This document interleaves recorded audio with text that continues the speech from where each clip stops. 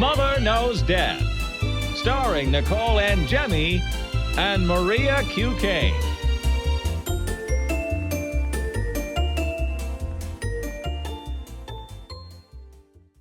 Hi, everyone. Welcome to Mother Knows Death. On today's episode, we're going to be talking about a couple who both experienced arm amputations during a recent tornado. An update on a story we brought you a couple weeks ago about a Pittsburgh Pirates fan who fell out of the stands onto the field. A couple stories involving people cooking their victims' bodies. Yes, notice I said a couple stories because it happened more than once recently, believe it or not. A cop who killed himself after having complications from Lasik eye surgery, and I have a lot of thoughts on that, and another horrendous case of mistaken identity. All that and more on today's episode. First, let's talk about a celebrity that died this week. Yeah, so George Wendt, he's an actor most famously known for being on Cheers. He has died at age 76. Why are all of the articles are talking about this guy who's his nephew that I didn't even know that? Oh, Jason Sudeikis. I didn't realize that was his uncle either, but I don't I don't understand when this guy was on one of the most famous sitcoms of all time, so why is it even important to mention that he's related to Jason Sudeikis? I know. It's annoying. It like that's what annoys me most about this. I'm just like, dude, Cheers was like the biggest show ever. Yeah. I guess maybe for younger people that I don't know. I just think that it's ridiculous. And then the way the article's written, it's like he's survived by multiple family members, including Jason Sudeikis, who is the kid of like his sixth sister. I don't even know. And then scroll down 5 more paragraphs, and then it's like, yeah, he was married and he had kids since the 70s, like to the same woman. Exactly. Like, and I'm just like, oh, that's cool. The kids don't feel like shit about that at all. Like, thanks.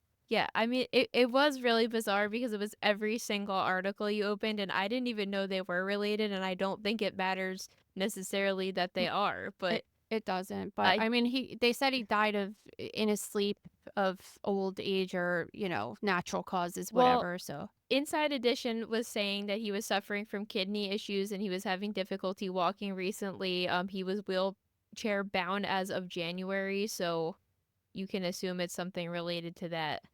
Yeah, I mean, he's 76. I don't know, like that. It's kind of young, but I always say my threshold is like 70 because if you live past 70, then I think that you did pretty good. But well, I mean, obviously living longer is better, but 70 is a good age. As when I see all of the natural deaths that happen in the hospital and stuff, and I was doing so many autopsies on people that were like 56, and that's young.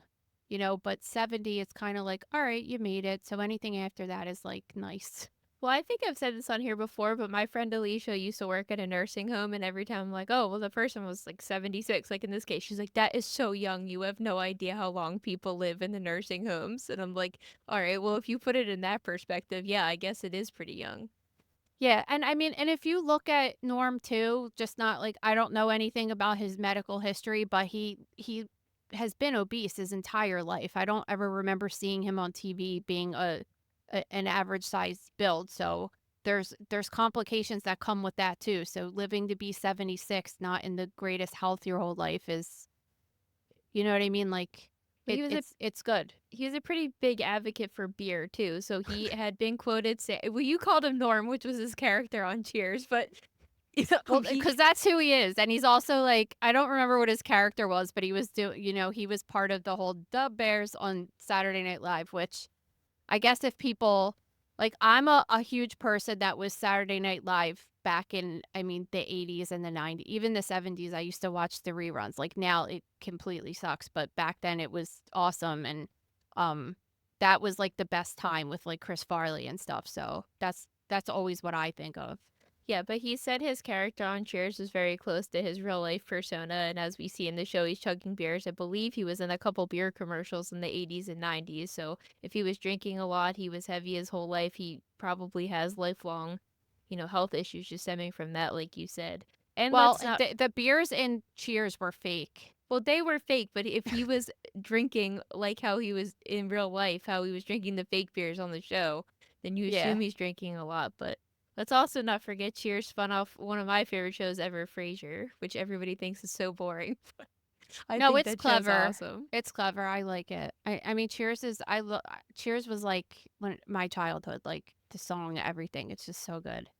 All right, let's move into my worst nightmare ever. So, an EF4 tornado ripped through parts of Kentucky this week, and during the storm, this couple who had been married for 29 years. This is so sad to me. I'm like, girl. They were Oh married God. for 29 years and they were holding on to each other during the storm, and as part of the impact, they each lost an arm. Yeah, they lost opposite arms because they were holding each other so tight. How outrageous is that? And one of the neighbors heard the wife screaming and went in what I won't even say the house, what remains of the house, and saw her arm laying in the hallway. Oh my God. Luckily, they were able to put a tourniquet around her arm and save her life. So they both ended up surviving this because depending on where your arm is amputated, you can die from that because you're severing the artery and you could bleed out. Now, if your hand gets cut off, it would take a longer time for you to bleed to death, but if your arm gets ripped off, especially very high up like near your armpit, the closer it is to your heart, the more of a chance you have of losing your life because of it. And obviously, you wouldn't bleed to death as fast as if you got your carotid artery in your neck severed or something like that, but you could really bleed out fast. So if you're ever in a situation where someone's limb gets amputated, the best thing is to tie it off if you can. Put anything around it at the top, like a belt. I don't know what they said that they used in this case. You could use anything that you could wrap and tie around somebody's limb like that. But I was looking this up just to see how fast the winds are because the EF scale goes from 0 to 5, so 4 is like up there. And the winds are 166 to 200 miles an hour, which is outrageous, right? So they say that well-built homes are reduced to a pile of medium-sized debris on the foundation, which is essentially what their house looks like when you look at pictures of it. Homes that aren't anchored to the ground are completely swept away. Large, heavy vehicles, including, this is so frightening, airplanes, trains, and large trucks can be pushed over, flipped repeatedly, or picked up and thrown in the air. Yeah. Large, healthy trees are entirely debarked and snapped off close to the ground or uprooted altogether and turned into flying projectiles. And then the same thing with cars. They could be flung considerable distances. So it's not surprising that a wind of this strength if it could pick up a freaking airplane, it's definitely able to rip someone's arm off of their body. Well, yeah, and this storm was particularly bad. So far, we know that 19 people died in it, and I was also looking up the statistics of these storms. So the EF4s are considered to be pretty rare with 3 per year on average, but there's already been 5 this year so far. So that's really scary to think about. I'm pretty sure St. Louis last week just got hit with a really bad one that wiped out like half of a town. Yeah, they did. And I think there's something, I don't know, because I really didn't read into it that much. I just came across a video on social media that was saying something about an alarm not going off that should have went off or something. I don't know. I'll look more into that. But yeah, like tornadoes are terrifying. And now with social media, it's like I just see so many videos of them and you're thinking, oh my God, if I was just driving up the street and saw this, like, what would you do? And I guess people like live around there are used to that, but for us, it's terrifying. Well, yeah, because I saw a video of it, but I thought it was, like an older video. I didn't realize it just happened, and I didn't realize it actually happened until I saw the St. Louis Blues post about the devastation from it. And, I think a lot of people that live in these areas, like you're saying, are used to it. Like my best friend's from Wisconsin, and he was like, if we got the warning, we'd just keep eating dinner like nothing happened while one was just blowing through the backyard. Like you just get so used to it. And then I had sent you a video. Everybody makes fun of me because I hide in the closet in my basement. But I had sent you this video of this girl that was like renovating her tornado shelter in her backyard, and I was like, I should do that with the closet. But I guess a lot of You these could probably put a TV in there and like a mini fridge. no, I'm saying about like a mini fridge, a nice beanbag, like probably a cute little fuzzy area rug, and a little emergency radio and some snacks. But no, I think a lot of people in these areas have shelters or places they could easily go. Not that it makes it any less horrific, because you could still lose your whole house, but at least you have shelter to be safe in, you know? Yeah. So it's I just I can't imagine living there like that. I mean, but whatever, like you said, I think a lot of it is because we don't live around there. Maybe it's just overly dramatized. I mean, obviously, like this particular story, it is terrible, but I don't really know how often it happens, how you don't have a warning like that in certain areas, because this seems like an area that gets hit usually. Um, there's just lots of different factors to consider, but this story is just so unusual because of their limbs getting ripped off like that. Well, it's sad too to think they were like holding on to each I know. other, and it's just like it's just a horrific story. You just don't want to hear it all around. No. Okay, so we talked about this Pirates fan who fell from the stands a couple weeks ago, and now there are some charges for the person who provided him with the alcohol because he was underage and shouldn't have been drinking in the first place. Does this just like all make sense now? Well, we knew he was Remember drunk we showed anyway. we knew he was drunk, but remember when we saw the video and it just was like he was so drunk that he was acting completely out of control and looked like he appeared to fall or jump over when he was celebrating. And now that you find out that the guy's 20 and was getting alcohol from someone at the stadium that was buying it for him, you're like, oh, that makes sense. Like maybe the guy hasn't drank that much in his life and doesn't know how to handle it and had too many and was just overly drunk. You know what I mean? Like it makes I a little bit more sense now to me. I get that, but I still like they're still saying in this article that it was an accident, right? And like really, I've looked at this video 100 times slowed down, and it still looks like he intentionally launched himself over the edge. It's possible, but like people do dumb shit when they're drunk. So it's like he might not have really realized what was happening. And listen, like he's 20. I doubt this is the first time that he drank, but No, not at all. but like we don't know that. Okay? And they said this is what's really cool. They did an investigation at the stadium and they found all the surveillance video of the guy he was with buying these 2 beers that he gave to him. Now, when we say 2 beers, though, they're They're 24-ounce cans. So I would say that he had 4 beers, Yeah. right? Now, we don't know how fast he drank them close together. We don't know how used to alcohol he is. We don't know if he ate.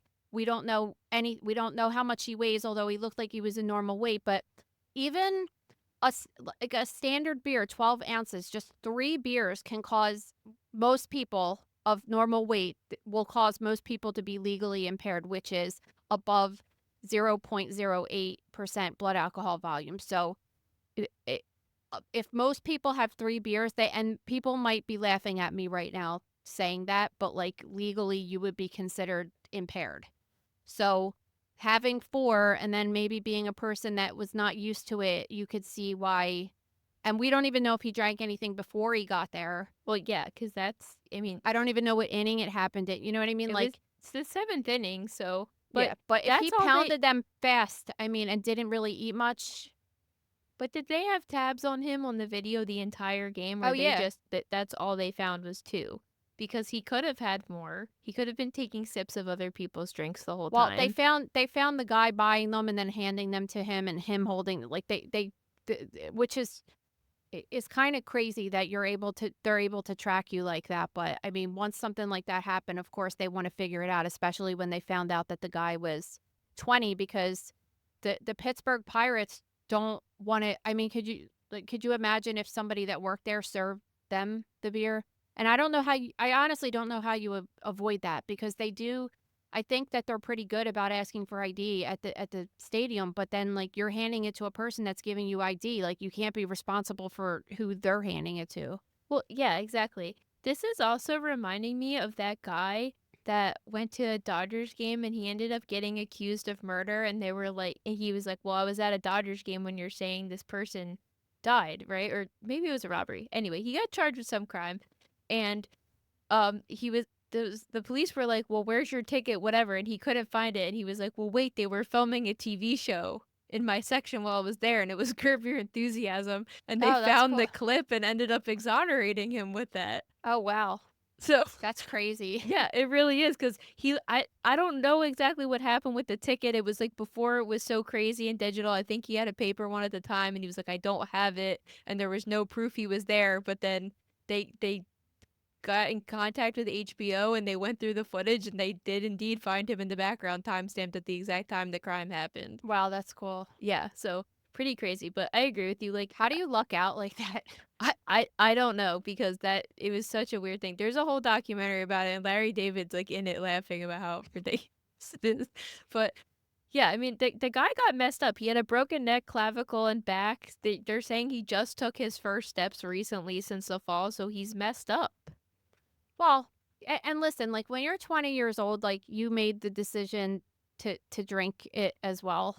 You're definitely like a legal adult making this decision to do this, but at the same time, like the laws are the laws, and like you wouldn't have had it if somebody didn't give it to you. So Yeah. actually, I think about this because when we were kids, like adults always bought alcohol for us.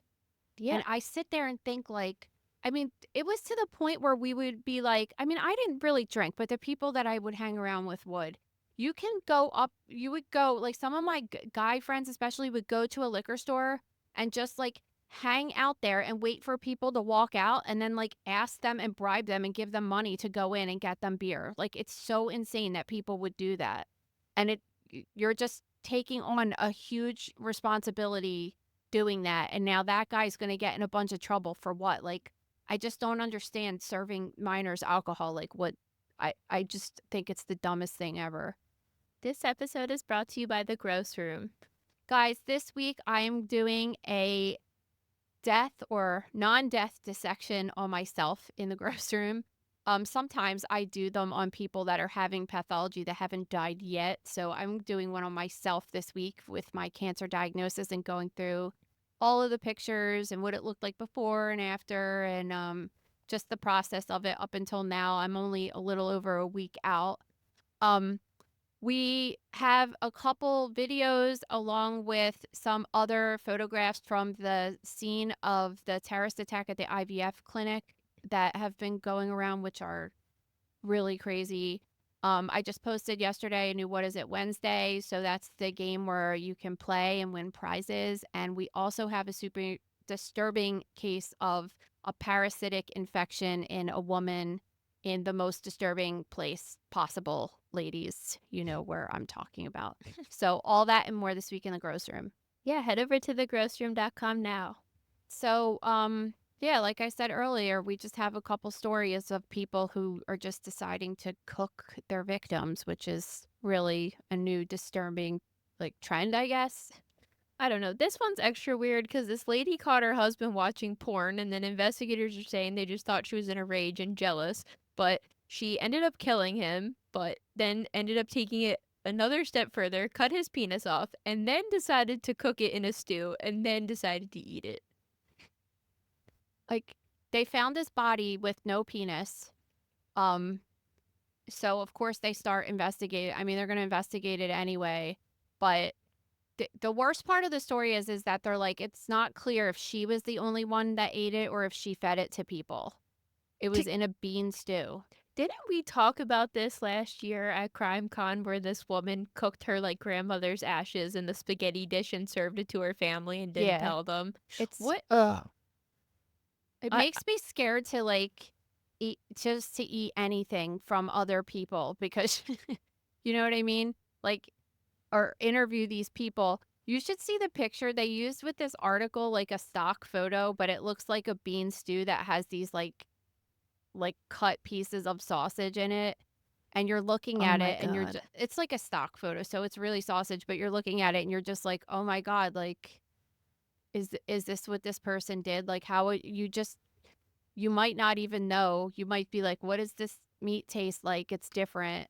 Obviously, it's not skeletal muscle, so it's going to have a different texture. I don't even know what you would liken it to for an animal because well, I guess in some countries they eat that kind of stuff, but they don't serve penis here, so I've never had it. It's really disgusting, and it's like It's even more disturbing because it's not the only case in Brazil recently where somebody did this. There was another case they were talking about in the article where somebody had cut off a guy's penis and his heart and also ate that.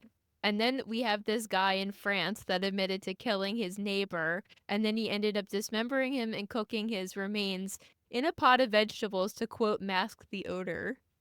The craziest part of this particular story is that the case in France anyway, I guess there's 3 people that are suspected of killing this guy. One of the guys is a butcher, and then one of them is a gravedigger. Like, what kind of friendships do these people have that, they're just like, yeah, they cooked this guy and then they burned his body and they scattered it around their property, and they cooked his limbs to get rid of the smell, to mask the smell. I'm not like, so what, did they let him decompose a little bit and then do it? Because if you cooked, I mean, in theory, I'm not thinking about doing this, but if you had raw body parts, it would be the same as like a pork roast or something, right? Or pork shoulder, just putting it in and cooking it. Like, if it's not decomposed, it shouldn't smell really much different than any other kind of meat you're cooking. So this is what happened. They're saying that it was like this burglary gone wrong, and the guy ended up like the killer is claiming that the guy ended up suffocating. And then he said they took the body back to the victim's house and waited 3 days to, quote, respect the transmigration of the soul. Then he dismembered Okay, well, the body. that makes sense then. That's why it smelled. It was decomposing. Yeah, then they dismembered the body before burning his organs and then cooked the rest of the remains at the victim's house with vegetables to mask the odor. So it's like, not only do you kill me, but you're going to stink up my entire house trying to cook my Plus, body also, parts. it's so difficult to just cook in someone's kitchen when you've never used it before. God, I know. Let's not forget the Christmas cookie disaster with 2023. Someone actually wrote on one of my questions, can you guys do a video of you and Maria baking or something like that? And I'm like, yeah, that always ends in disaster. Baking for me is like, I know I'm bad with this, but I need it to be an alone activity. I don't mind decorating together, but I don't enjoy baking with other people. I have a very specific method. I don't like being in other people's kitchens doing it, obviously, but I would Or be fine. using the 1.5 cup instead of the 1 cup. I was sick that week, so you can Okay. get a life. I don't know. I can't believe we have multiple stories in the last couple months, or I guess the last year, with people cooking their victims. Well, we don't forget we did an entire high-profile death dissection on cannibalism in the gross room, which is cool because we talk about the cultural side of that, why people do it, and then also obviously people that murder people do it too. But before we get started with the next story, I just want to tell you that I just read on the news that Brian Kohberger's defense is now trying to postpone the trial because of the Dateline information. Like, we knew that this was going to happen, right? Well, I agree with what you were telling me about what Joe Scott was saying, that they've potentially ruined this entire case. Like, there's a gag order in place and it's being taken very seriously. So who is leaking this information? I don't know. I am wondering, like, obviously everyone wants to be the first one to have the scoop, but I don't know why people aren't respecting the leaked information coming out, because that is only going to hurt the victims' families at this point. And the last thing on earth that anyone needs is this guy being allowed in society. I mean, listen, like, I think everything that came out in the newest Dateline episode, we talked about this a couple episodes back, right? So nobody's like unclear We about just what we're talked about it, I think, last Thursday. Okay. So all of this new information came out about his Google searches and this and that. Like, I do understand from the defense's perspective, because now after hearing that, I mean, I've always been like, I didn't even have to hear anything. I told you the guy's guilty, in my opinion, just because of the way his eyes look. Okay. But like, and all the other stuff. But now when you hear about all that, you're just like, this guy is such a sick fuck. And like, I don't know how he could get a fair trial after hearing that, because there's just no way that it's just piling on of all of the reasons why he did this, you know? So I could see why the defense is kind of pissed about that, and why Dateline wouldn't even have thought about that. And so now, like, I don't know if it's going to get granted, but it could. And Well, It's just not cool to the family. Like they want this to be over with so they can move on and mourn in peace and get on with their lives.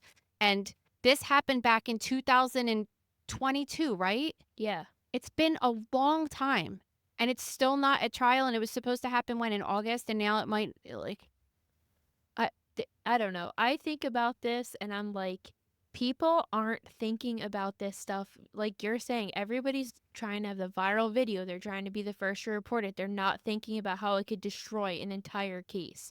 And now if this, so I don't think they're going to dismiss the entire trial over this, but if no, this I just evidence think that they're gets going to deemed, want to postpone it though, and like honestly, if they didn't want this information out because they're trying to get a jury that's unbiased, like I could see not that anybody that is capable of a crime like this really deserves whatever, but like that's the way that our system's set up. Like he deserves a fair trial. That's how our system's set up. So well, I just talked about this with Lori Vallow too, because the death penalty ended up getting removed from her case because some of the discovery was not turned over to her defense team with enough time for them to review it. yeah, and that's So it's like I mean that is a could person that happen. should be put to death.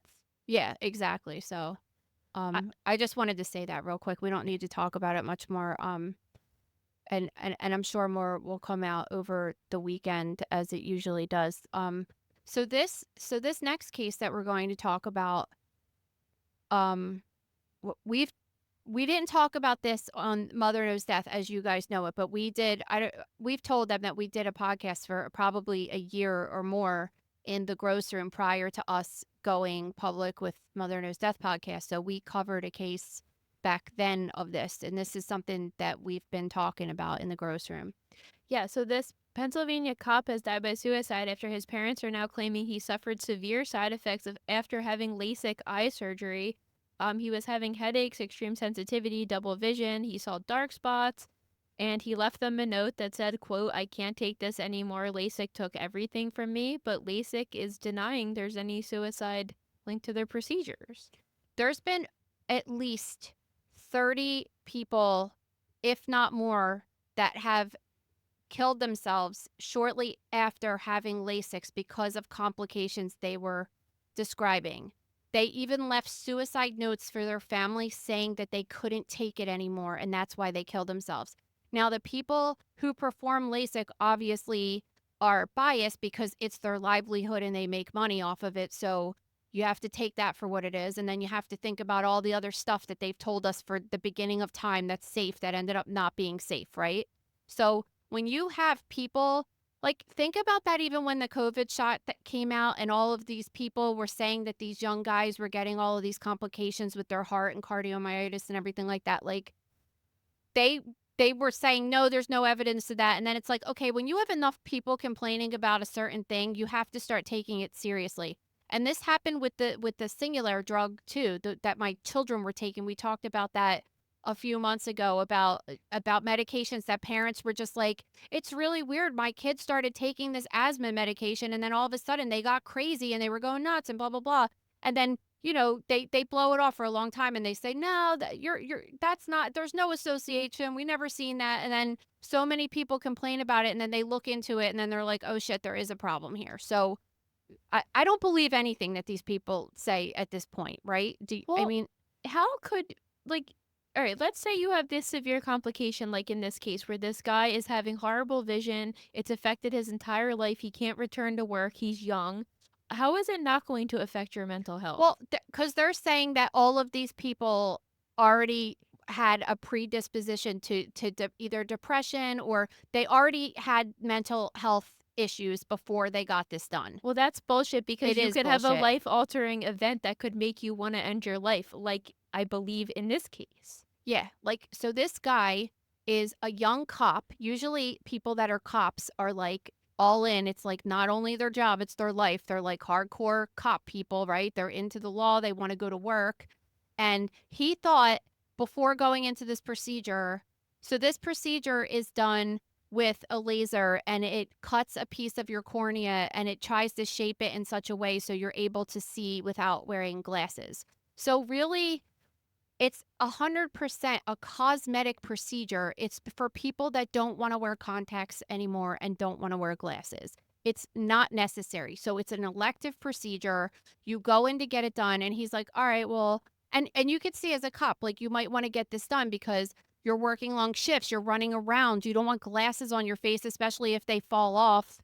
You have a problem that you can't see. And then It's wearing contacts enticing for anybody that for has to for wear glasses yeah, or it's for contacts. anybody, but I could especially see with this. So he's like, "Okay, well, I have to take off a couple days, but it'll be worth it." And it was like his family said the same exact day he started having debilitating headaches, sensitivity, pain, floaters, dark spots, double vision, pain in his head so bad that he was unable to focus, that he was not able to go back to work. Now, anybody that's ever had like migraines, especially headaches, any kind of eye issue, you know that this like ruins your life. It's terrible. Like you can't. Yes. And the saving grace with a migraine is like eventually you're going to take medication and it's going to go away. But imagine having that feeling all the time. You could see why people would want to end their life because it's no quality of life. And it's not like you could just go and get your eyes taken out because the pain would go away against, but then you would be blind. And who the hell is going to do that? So this guy kills himself. We had so there was a case back in 2018 which first put this on my radar because as you guys know, I've been on Instagram since 2012 or I guess 2012, and I always do these questions on my Instagram, and people will always ask me like, would you consider getting LASIK? And then so and I was always just kind of like, no, I would never personally do that because my eyes they're just so important to me. I would never consider messing with them like that. And then, so then right around that time, back in 2018, all of these people were sending me this case of this woman who she was a weather person at like a local Fox station, and she was a mother of two and everything, and she killed herself after having this procedure done because she was having chronic dry eyes, blurred vision, and just like it ruined her life. And the same thing, her family was just like, no, like she changed after that. And they just don't want to say that there's any relationship. And so back in 2020, a medical paper did a look at this, looking at all journal articles that had been written that had anything to do with people having complications, including suicide or attempted suicide, even psychosis, depression, suicidal ideation. And they found that while 96% of patients said they were satisfied, which is a number they throw around on all these sites, which you're just like, I don't really know where they get that because they always don't report all of the bad things. So you could take that with a grain of salt or whatever. But they looked and found that there were 6 people when they were just searching through databases that had psychosis and ended up killing themselves, and it was a result of after having that surgery. So it's kind of like this is happening. I'm sorry to tell you.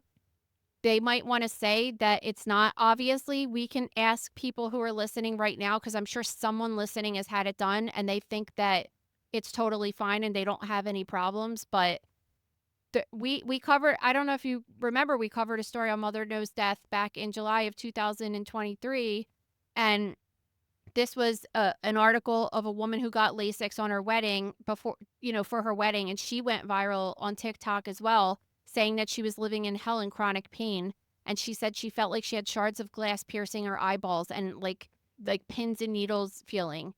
And all of these people underneath the post were writing similar things like, I've had chronic dry eye for 5 years and I always get eye infections because my eyes are so dry. And just, I've dealt with dry eye. I was having like a really bad problem with it a year ago, and they gave me drops, which I feel like actually made it worse. But it's kind of torturous. It's just always on your mind, and that's not even a pain thing. So you're saying you found formal medical research that confirms that there is a Well, link. it's not. The thing is that there's formal medical research that has found other papers of people who have died saying that their cause of death was due to the LASIKs. But they're saying, like, obviously when you're saying it's caused, if you want to say it's caused by the Lasix, then what medical thing, either macroscopically or microscopically, is happening when the cornea is cut? And in only certain people, not all people, they don't have that answer. So that's why they're able to say there's no link, even Yeah, though they there said is there's no clinical evidence linking. they don't have it like a scientific link saying this is caused by this. Okay, exposure to UV light we know changes cells and causes changes in DNA and causes cancer. They don't have those things. So that's why they say that there's no link, because they don't know yet. But you just can't ignore that multiple people, like any person. Let's just say Don't for what? Don't Go you ahead. think they're just wordsmithing it too? So they're saying, quote, there is no clinical evidence linking suicide to LASIK eye surgery. But it's really like there are suicides connected to complications from LASIK eye Yeah, surgery. it's 100% a talking point too. I mean, you just listen, like this guy. Let's pretend this guy didn't even have Lasix. He got in a car accident and wasn't able to go back to work and had chronic pain and stuff. He might kill himself too. That doesn't mean that he has some kind of underlying depression. It means That that there was a traumatic event that caused him to want to ruin That's to end exactly his what I'm life. saying. Like, Yeah. you can't just assume that people have previous mental conditions because they've ended up doing it. And that's But this event could lead them to have new mental condition that leads them to that decision. It's ridiculous to even say that. so and like listen, I would argue that if you had chronic leg pain, it's not in the same category as the eye situation. No Just way. because of the weight that it carries. Like ultimately, if you have chronic leg pain that bad, not that this is ideal and this is certainly a pain in the ass, but you could get your leg amputated and get a prosthetic. Not to say that that's easy at all and it's not a But complete it's not the change of same life. as your It's eyes. just not the same as your eyes.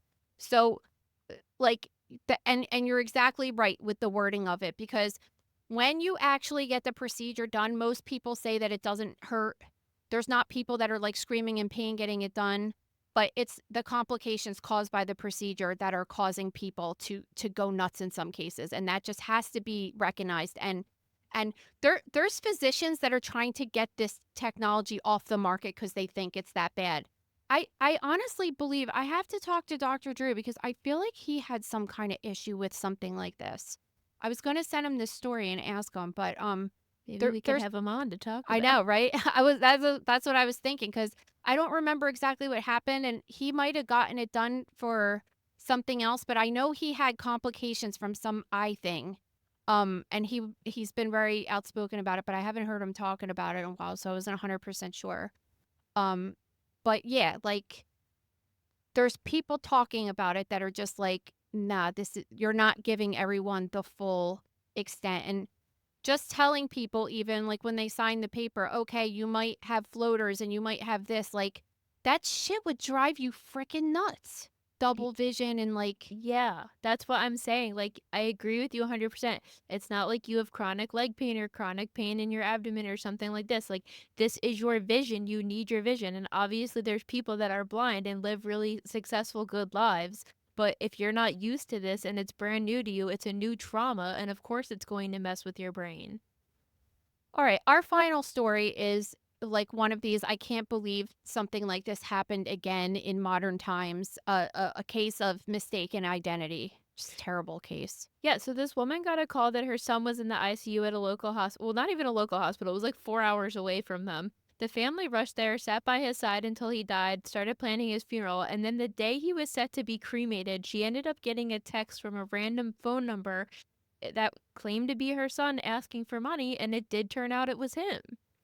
Yeah, so she got this text and was just like, okay, this is a sick joke or something, which like who would, I mean, I guess people play sick jokes, but she kind of blew it off, and then she got another text from that phone number and called it back, and she said that the guy that answered the phone sounded like her son. She was able to get a hold and meet up with the guy, and sure enough it was her son. So she went through an entire 3 days thinking her kid was dead.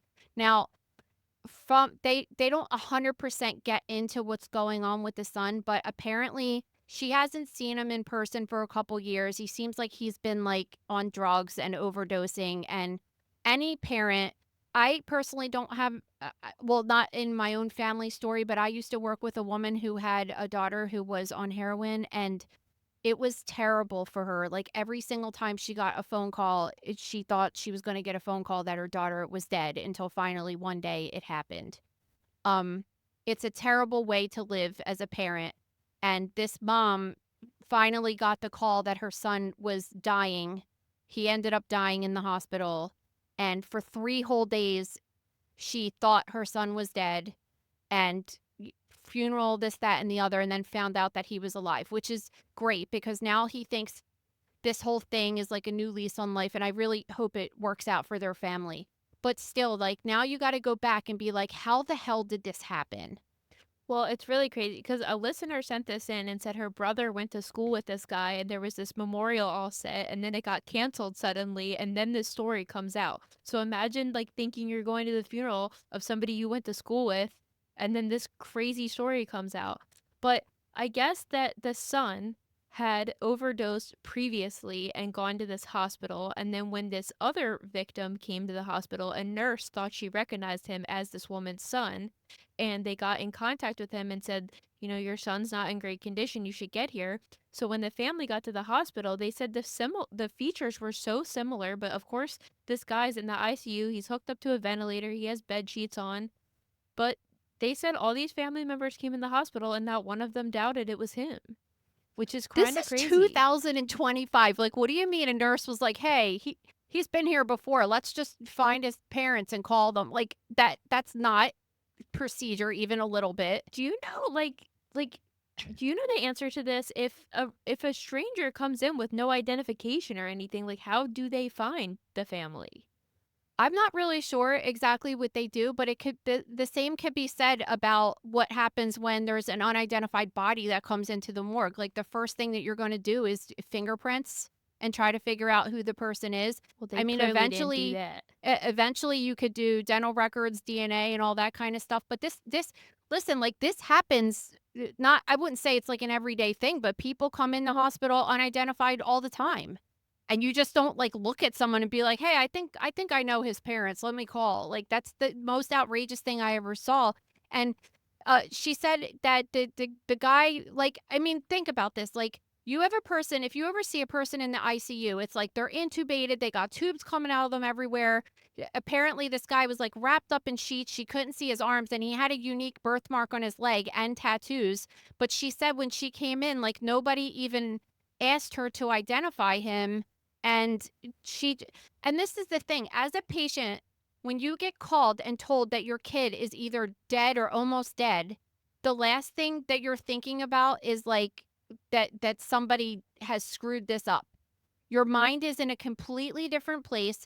You walk in, you're told this information, and you're looking at this guy laying in the bed that's swollen, wrapped up, tubes everywhere, Well, and you see also that if they he has the hadn't same hair. yeah, and also if they hadn't seen him in 4 years and he was a drug addict, I mean his appearance could change dramatically in that time. Like Yeah, I I mean, just it's think just, people aren't there, like in and their head. yeah, and like I feel bad because the mom's like, I want to blame myself for not asking, and I'm just like, no, No. no, no, this is absolutely has nothing to do with you. It's just like, and like obviously we're going to think about the case that we covered back in 2000, and what was that, from 2006 or two? No, I think 2006. Yeah, when this happened in America, we talked about this a couple times on the show, but that there were these students that were in a van, and there was this really horrible accident, and one of the friends died, the other one was still alive in the hospital, and their identities were also switched. So there was a family that was taking care of a girl or a young woman for 5 whole weeks before they realized that their daughter was the one that indeed died and was already buried in the ground. And then there was another family that found out that their daughter that was buried in the ground was actually alive in the hospital still. It's just absolutely crazy. And then, you know, you get to the question of like, well, who is this person then? So the mother had who she believed was her son's handprints taken at the funeral home because she was going to keep them as some memento. And then the police had to end up using those prints to identify who the guy was. And she said she hasn't heard from the family still, but they were able to get his belongings to them. And then this is the craziest part too, is that she thought it was her son. So they honored his wishes of being an organ donor and said that this person was able to save 3 lives with 2 kidneys and a liver. So this is what I think is, and I don't know like what is a traditional thing to do in Canada. I've never heard of a family member asking for handprints of a person. It's so rando to me. Maybe that's something I never heard of that happening around here anyway. So Well, it might be like a family tradition, like you don't know. it might be. Like I know sometimes people take a lock of someone's hair or something like that. I don't know. It's just so random to me, and it's awesome that it happened because they were able to find the other person because the other person was cremated. What the hell were they going to do to find Yeah. who it was, you know? So I mean that all worked out well, and that's just a twist of fate because otherwise they would have not known who it was. And imagine the parents. I mean, everyone's got parents and family and stuff. Like, imagine how they feel. It's a horrible story all around. It's totally unacceptable. Clearly, the hospital did not take the proper protocols in identifying this person. And it's Yeah. ridiculous to even hear that these stories happen today. No, it really is. And they're kind of just like blowing it off too, just by saying like, oh, well, we had some training with the nurses and they had some meetings and, you know, No, they should have already been trained on how to deal with this. I mean, yeah, I don't even know what to say. I'm speechless about it. All right. Well, thank you guys so much. We hope you have a great Memorial Day weekend this weekend. And if you could head over to Apple or Spotify and leave us a review, or head over to our YouTube channel and subscribe. And if you have a story for us, please submit it to stories@motherknowsdeath.com or shoot us a message on Instagram. Have a good weekend, guys. Thank you for listening to Mother Knows Death. As a reminder, my training is as a pathologist assistant.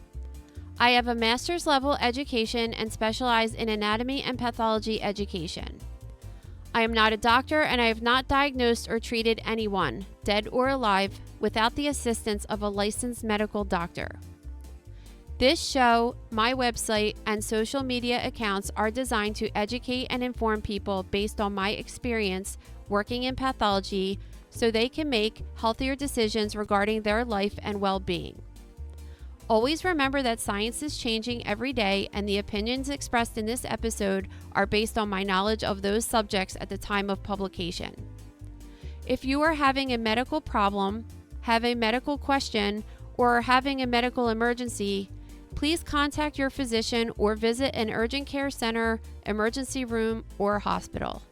Please rate, review, and subscribe to Mother Knows Death on Apple, Spotify, YouTube, or anywhere you get podcasts. Thanks.